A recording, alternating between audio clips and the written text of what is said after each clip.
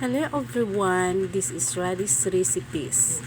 Ngayon, magluluto tayo ng sinabawang manok o tinulang manok pero hindi papaya ang kanyang sahog.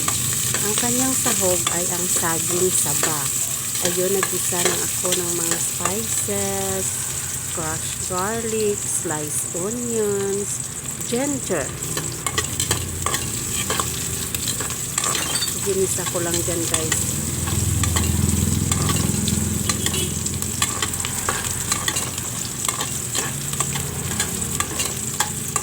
Gawin lang natin medyo brown yung ating garlic, translucent ang ating onion, at meron din ginger at tomatoes. Ngayon, nailagay ko na ang chicken. Igisa lang natin ang chicken.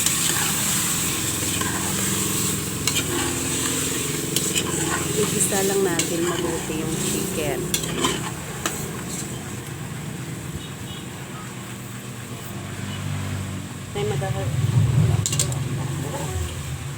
Mix again.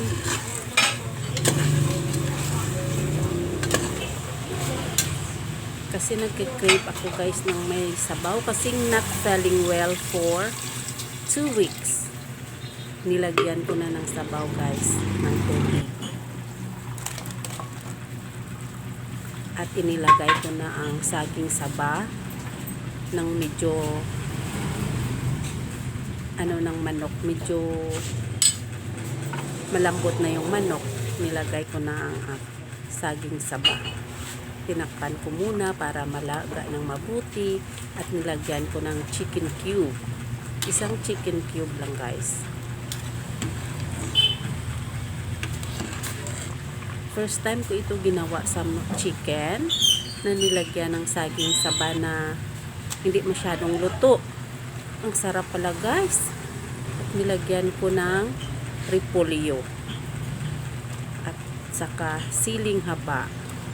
Ngayon, luto ng ating chicken soup o tinulang manok with saging saba and repolyo. Sarap guys.